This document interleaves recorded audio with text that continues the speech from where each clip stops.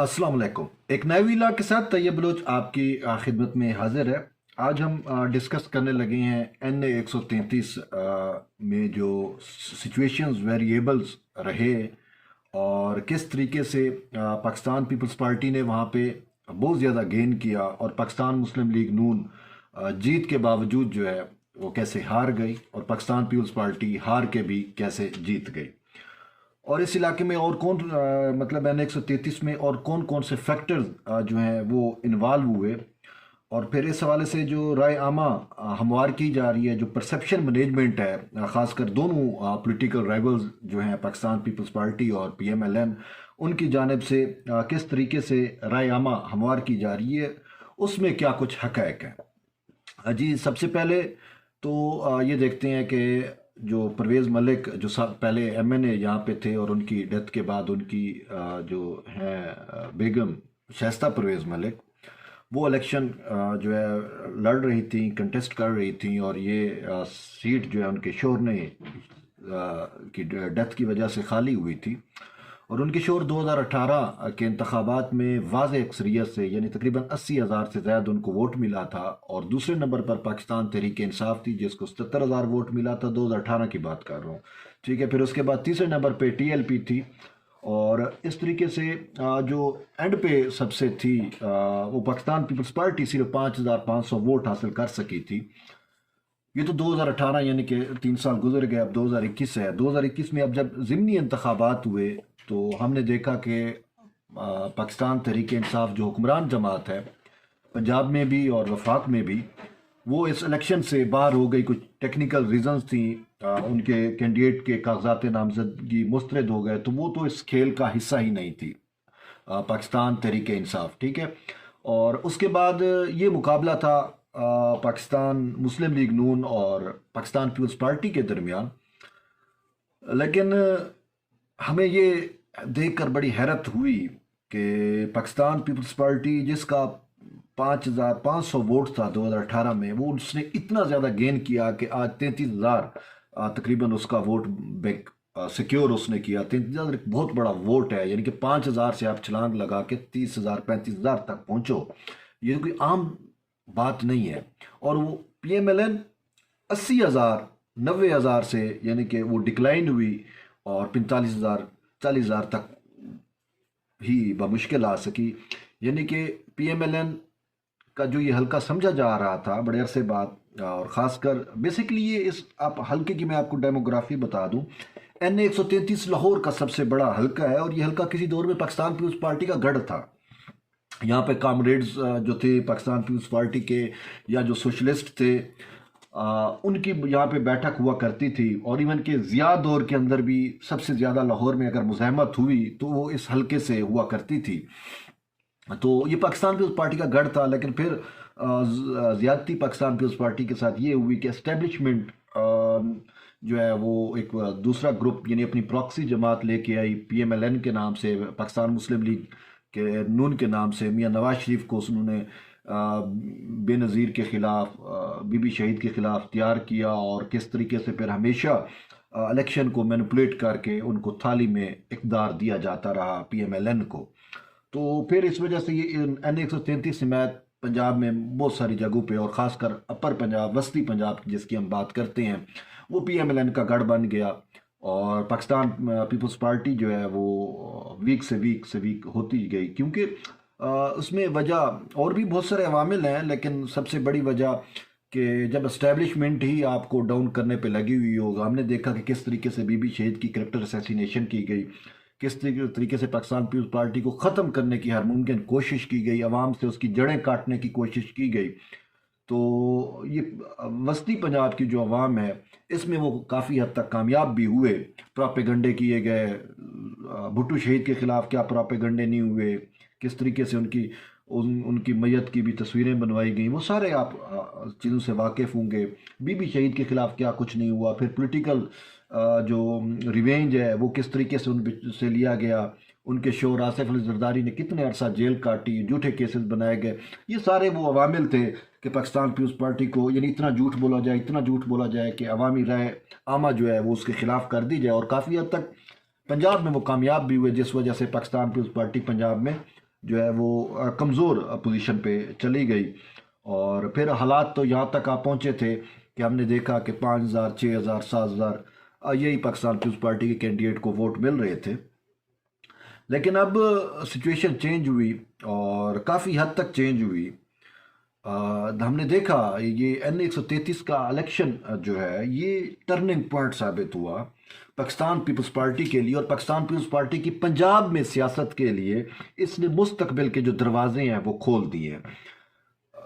वस्ती पंजाब में ये सदर आसिफ अली जरदारी ने कल के इलेक्शन के ऊपर कुछ टाक भी की और उसका उन्होंने भी यही बात की कि N133 जो है वो एक टर्निंग पॉइंट था और अब पाकिस्तान पीपल्स पार्टी जो है उसके दरवाजे भी खुल गए हैं पंजाब के अंदर। और इंशाल्लाह पंजाब में उन्होंने कहा कि वो एक बड़ी कुव्वत के तौर पर सामने आएगी और इसी की कोशिश भी पाकिस्तान पीपल्स पार्टी कर रही है। इन दिनों में जो पॉलिटिकल सिचुएशन चल रही है उसमें पाकिस्तान पीपल्स पार्टी की सबसे ज़्यादा कोशिश है, क्योंकि अगर हम थोड़ा सा पस मंज़र देखें सिंध में पाकिस्तान पीपल्स पार्टी तकरीबन उसने अपने आप को कवर किया हुआ है, वो सिक्योर है।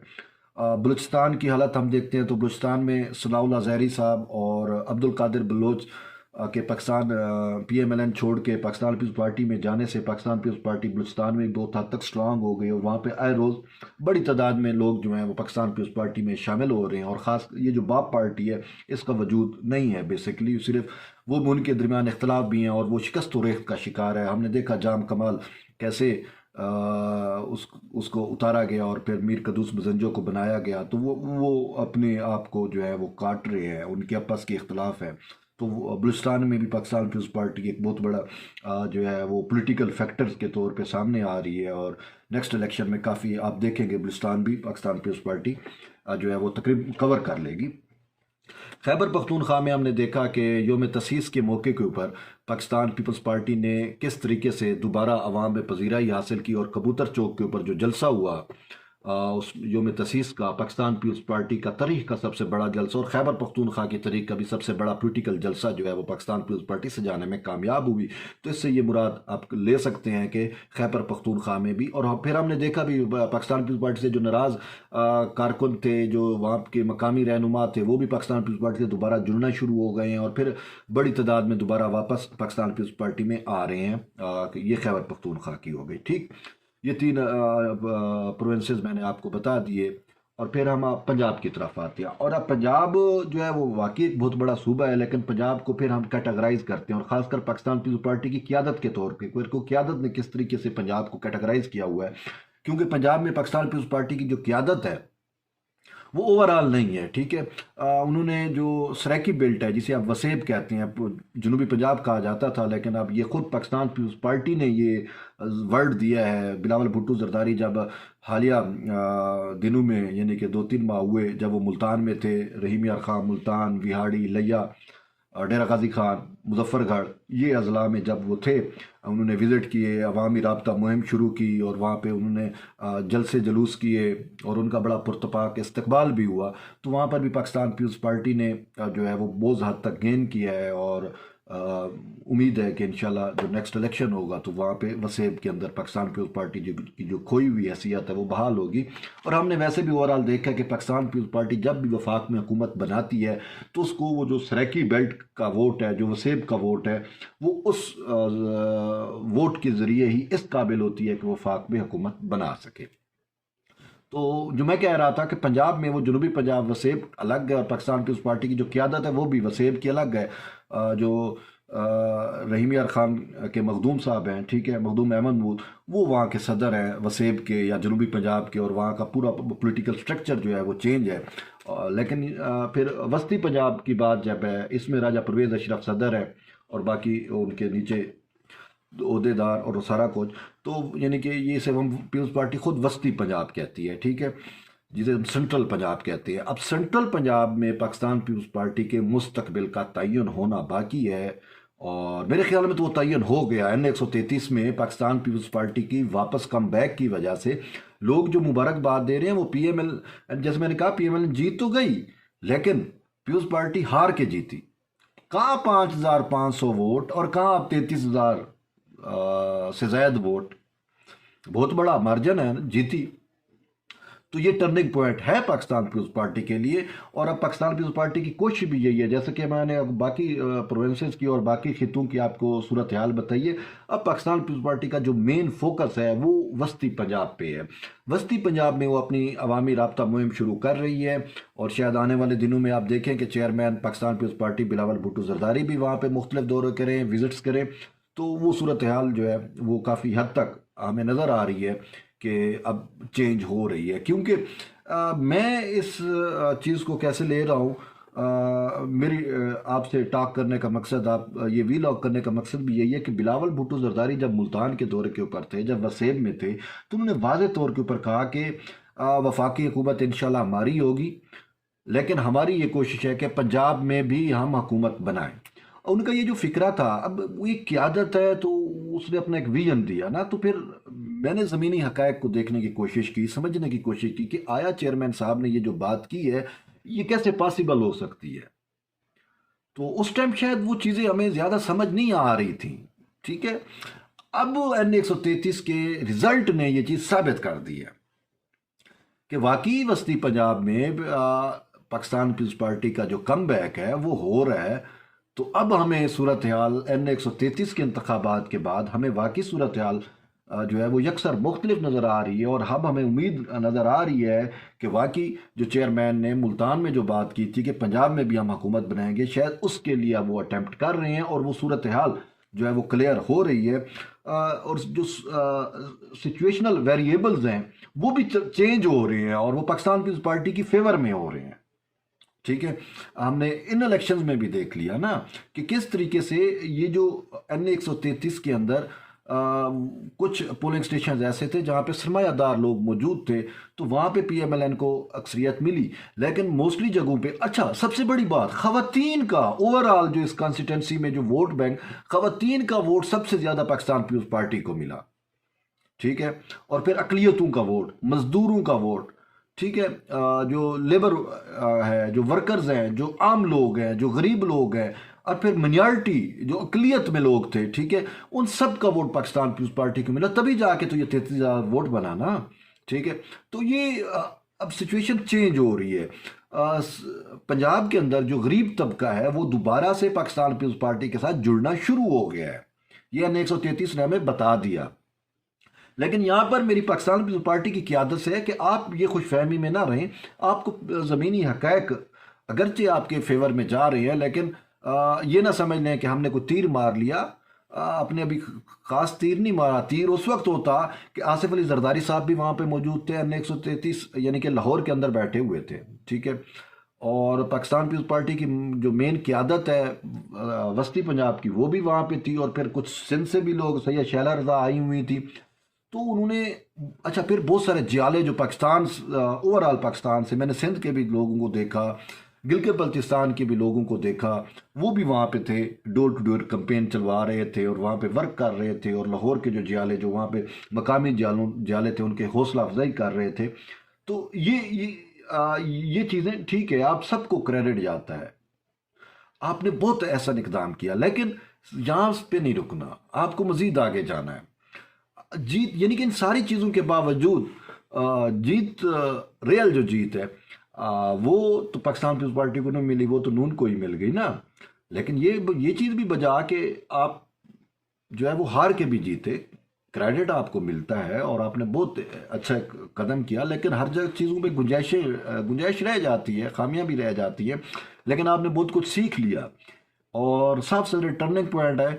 और आपने सीखा कि किस तरीके से अवाम दोबारा पाकिस्तान पीपल्स पार्टी से जुड़ सकती है, जैसा कि आपने अवाम की दोबारा पाकिस्तान पीपल्स से जुड़त कैम की इस हल्के के अंदर। तो ओवरऑल अब आपको पंजाब में और वस्ती पंजाब यानी सेंट्रल पंजाब में ऐसा बहुत सारा काम करना। और PMLN तो वैसे GT रोड की पार्टी है, और ये फिर GT रोड को आपको कवर करना होगा। जहाँ जहाँ PMLN का स्ट्रांग फुट होल्ड है, वहाँ पे आपको जो है वो बहुत ज़्यादा मेहनत करनी होगी, क्योंकि नेक्स्ट इलेक्शन तो सर पे है, किसी टाइम भी हो सकते हैं, अर्ली इलेक्शन भी हो सकता है। और बाकी कितना अरसा रह गया, 3.5 साल, तकरीबन 4 साल होने को हैं, तो बाकी अरसा कितना रह गया, क्योंकि कुछ साल 1.5 साल अगर नॉर्मल भी इलेक्शन हो, और जल्दी भी हो सकते हैं।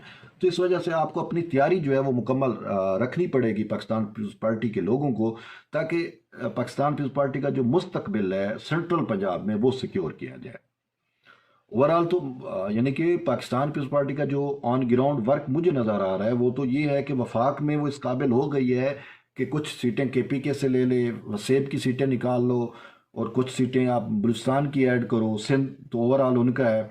और फिर कराची में भी, जो कराची सिटी की मैं बात कर रहा हूँ, ठीक है, वहाँ से भी काफ़ी NA 249 का हमने देखा, तो वहाँ पे भी तो वो पाकिस्तान पीपल्स पार्टी का जो अददी गिनती है वो तकरीबन वफाकी हुकूमत बनाने के लिए तो कंप्लीट है, ठीक है। लेकिन कोशिश वही, फिर से मैं बात कर रहा हूँ कि पंजाब में कैसे वो इस काबिल हो सकती है कि पंजाब में हुकूमत साजी करे या पंजाब में एक बहुत बड़ी पॉलिटिकल फोर्स के तौर पर सामने है। उसके लिए सेंट्रल पंजाब में काम करना ज़रूरी है, ठीक है। पंजाब में काफ़ी सारी MPAs जो है इनको साउदर्न पंजाब या सराकी बेल्ट से, वसेब से इनको मिल जाएंगे, लेकिन फिर भी वो इस काबिल नहीं होंगे कि पंजाब में हुकूमत साजी कर सकें जब तक अपर पंजाब में या सेंट्रल पंजाब में, ये एक जो पुठवार का रीजन है ये एक रीजन कर लें, और फिर आप वस्ती पंजाब जिसे हम सेंट्रल पंजाब कहते हैं उसमें बहुत ज़्यादा वर्क की ज़रूरत है। और उसमें मेरी तो यही है कि आप चेयरमैन साहब को कहें वो विज़िट करें, आप पूरा एक डोर टू डोर, यानी कि पिंडी से आप शुरू हों और फिर आप वो जो GT रोड का पूरा, जहाँ जहाँ पे PMLN GT रोड से आप सफ़र कराएं लाहौर तक, और वहाँ के एक एक जो कॉन्स्टिट्यूंसी है, जो एक एक हल्का है, MNA का है, MPA का है, डोर टू डोर जाएं, चेयरमैन साहब को लेके जाएं, वहाँ पे बहुत ज़्यादा वर्क करने की ज़रूरत है अभी भी, ताकि अवाम में वो जो गरीब अवाम है अब वो दोबारा पाकिस्तान पीपल्स पार्टी के साथ जुड़ सके। अभी एक एज ये भी पाकिस्तान पीपल्स पार्टी को मिला कि एस्टेब्लिशमेंट की जो है वो पाकिस्तान मुस्लिम लीग नून को ज़्यादा सपोर्ट नहीं रही, लेकिन उनकी कोशिश यही है कि एस्टेब्लिशमेंट दोबारा वो हमें सपोर्ट करे, तो वो ले लेंगे सपोर्ट। साफ ज़ाहिर है कि वो उनकी प्रॉक्सी जमात है, तो कोई भी अपनी प्रॉक्सियों को जो है वो इस तरीके से ख़त्म नहीं करता। अभी तो उनके प्यारे एस्टेब्लिशमेंट की जो प्यारी या राज दुलारी जमात है वो तहरीक इंसाफ है, पहले ये राज दुलारी जमात PMLN थी, तो वो तो PMLN और PTI का तो आपस में यही रोला है, यही उनका झगड़ा है कि जी वो हम मंजूर नज़र थे तो ये PTI वाले या इमरान खान मंजूर नज़र क्यों हो गया। पहले तो नवाज शरीफ की वो चाबी वो करते थे और नवाज शरीफ उनकी टून पे डांस करता था, तो अब वो चाबी उन्होंने इमरान खान को लगा दी है, तो नवाज शरीफ इस वजह से उसकी क्लच प्लेटें ख़राब हो गई और वो बाहर चला गया। तो जब भी एस्टैब्लिशमेंट का उनको फिर से सिग्नल मिलेगा तो वो दोबारा आएंगे। तो ये रियाई पाशाई टोला जो है वो कभी अवाम का साथी दोस्त नहीं हो सकता, हमने देखा। अब मैं आपको एक चीज़ बताता हूँ कि यार ये हुकूमत, मौजूदा हुकूमत को कौन लेके आया? वो यही लेके आया ना। और अगर ये अवाम के साथ मुखलिस होते तो अवाम का यही हशर होता जो हो रहा है। सोचने की बात है, यही हशर होता जो हो रहा है। घी, दाल, बेरोजगारी, महंगाई, ये सारी चीज़ें, इट मीन के खुद एस्टेब्लिशमेंट भी इन्वॉल्व है इन सारी चीज़ों में। तो इसी वजह से सिर्फ वक्त जो एक उम्मीद बचती है आवाम के लिए वो यही है कि पाकिस्तान पीपल्स पार्टी आए तो शायद अवामी राज कायम हो, और अवामी राज जब कायम होगा तो ये मसाइल भी हल होंगे। मैं आपको बताऊं कि चेयरमैन बिलावल भुट्टो जरदारी से तकरीबन 15-20 दिन पहले यहाँ पे पार्लियामेंट में हमारे एक दोस्त ने सवाल भी किया कि मुल्क इस टाइम इस दिगरगुं कैफियत में, ख़ासकर मईशत उसकी ज़बू हाली का शिकार है, तो क्या पाकिस्तान पीपल्स पार्टी के पास ऐसी कोई टीम है कि अगर वो इक़्तिदार में आती है तो चीज़ों को जो है वो अपने ट्रैक पे ले जाए। तो चेयरमैन बिलावल भुट्टो ने का यही कहना था कि हमने हमेशा बुरे हालात में, यानी कि जब भी आमरीत होती है तो उसके बाद जब मुल्क में तबाह हाल होता है, मईशत तो ख़त्म हो चुकी होती है, बिल्कुल पाकिस्तान बैठ चुका होता है, मनफी में सारी चीज़ें चल रही होती हैं, फिर भी हम इसको जो है अपग्रेड कर लेते हैं और हम दोबारा पाकिस्तान को ट्रैक पे डालते हैं, पटड़ी पे दोबारा बहाल करते हैं। तो ये उनका जो वादे तौर के ऊपर उन्होंने कहा कि हमारे पास अब भी ऐसे लोग मौजूद हैं और हमारी टीम मौजूद है और हमारा होमवर्क कंप्लीट है कि जब भी हमें हुकूमत मिलेगी तो हम इन सारी चीज़ों को जो है फिर से दोबारा इनको ट्रैक पे डालेंगे और पाकिस्तान की इकानमी, मईशत और आवाम को रोज़गार जो है वो मैसर होगा, महंगाई कंट्रोल होगी। फिर उन्होंने कहा कि हम सोर्स ऑफ इनकम लोगों के जो हैं वो बढ़ाते हैं। साफ ज़ाहिर है कि एक शख्स आप महंगाई से कम्पीट उस वक्त कर सकते हो, महंगाई को उस वक्त आप फेस कर सकते हो। महंगाई जब बढ़ती है तो उसको कम करना बहुत मुश्किल होता है, लेकिन आप फेस कर सकते हो उस टाइम जब आपके सोर्स ऑफ इनकम बढ़ जाता है। जैसे उन्होंने जो सरकारी मुलाजमीन थे 150% उसकी तनख्वाहें सदर आसिफ अली जरदारी ने बढ़ाई थी, तो वो जब 150% तनख्वाहें बढ़ी, यानी कि जो बंदा 10,000 ले रहा था वो 25,000 पे चला गया, तो उसने तो साफ ज़ाहिर है कि वो महंगाई का बेहतरीन तरीके से उसने फेस कर सकना है या उसने किया। तो यही चीज़ होती है कि आपने सोर्स ऑफ इनकम बढ़ाने होते हैं, जो कि ना पीटीआई के पास ये कैपेसिटी मौजूद है, ना पीएमएलएन के पास ऐसी कैपेसिटी मौजूद है, और ये कैपेसिटी जो मुझे नज़र आती है वो पाकिस्तान पीपल्स पार्टी के पास है।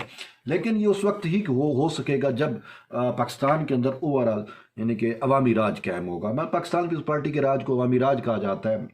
हकीकत भी यही है कि वो अवाम चूँकि stakeholder, direct stakeholder होते हैं, और जैसे कि ताकत का सरचश्मा अवाम, ये पाकिस्तान पीपल्स पार्टी के मंशूर में भी है, और उनकी क़यादत हमेशा बार बार ये भी कहती है कि हमारे लिए जो ताकत का सरचश्मा है वो गेट नंबर 4 नहीं है, वो जीएचक्यू नहीं है, वो स्टैब्लिशमेंट के जर्नेल नहीं है, वो फौज नहीं है, वो अवाम है। तो अवामी ताकत का सरचश्मा है, और गरीब अवाम, मजदूर, किसान, ये सारे पाकिस्तान पीपल्स पार्टी के साथ जो है उनके लिए हमेशा ये पार्टी काम करती है। और इसी वजह से हमने N133 में भी देखा कि जहाँ जहाँ पे गरीब लोगों की बस्तियाँ थी, पोलिंग स्टेशंस थे, वहाँ पे पाकिस्तान पीपल्स पार्टी भारी मार्जिन के साथ जीती है। तो ये पॉलिटिकल फैक्टर्स हैं, और मैं आपको बताऊं कि पाकिस्तान पीपल्स पार्टी ने किस तरीके से गेन किया, तो आपको हैरानगी होगी। मैं आपको कुछ अदाद शुमार जो हैं वो दे रहा हूं कि पाकिस्तान पीपल्स पार्टी ने जो है N133 के ऊपर 2002 में पाकिस्तान पीपल्स पार्टी को 11,000 वोट मिला था 2002 के इलेक्शन में। फिर 2008 में 14,000 पाकिस्तान पीपल्स पार्टी को वोट मिला।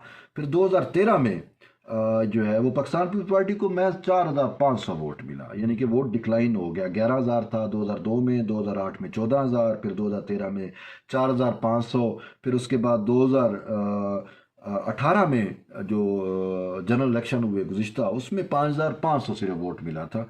और अब 2021 में ये जो बाई पोलिंग इलेक्शन हुए, जो ज़िमनी इंतखाब हुए, इसमें पाकिस्तान पीपल्स पार्टी का ग्राफ तारीखी तौर पर बुलंद हुआ एकदम, और 33,300 यानी कि वोट 34,000 तकरीबन वोट जो है पाकिस्तान पीपल्स पार्टी का को मिला।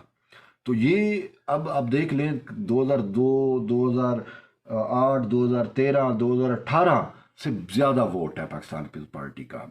यानी कि पाकिस्तान पीपल्स पार्टी 2002 की सिचुएशन से भी ज़्यादा ऊपर आ गई। 2008, 2013, 2018, 2021, यानी कि अब ये फ्यूचर बता रहा है, 2021 अब ये प्रिडिक्ट कर रहा है, ये जो ज़िमनी इलेक्शन हुए हैं ये प्रिडिक्शन हमें दे रहा है कि पाकिस्तान पीपल्स पार्टी जो है वो अब पंजाब में एक मेन हैसियत से, मेन पार्टी के तौर पर दोबारा वो अपने कदम जमाने में कामयाब हुई है। इसी वजह से मैंने देखा कि लोग ओवरऑल इस पे जो तबसरे कर रहे हैं, और ख़ासकर जो मीडिया पर्सनस हैं, वो यही कह रहे हैं कि अगरचे जीत तो पीएमएलएन अगरचे जीती तो है, लेकिन असल जीत पाकिस्तान पीपल्स पार्टी को हुई।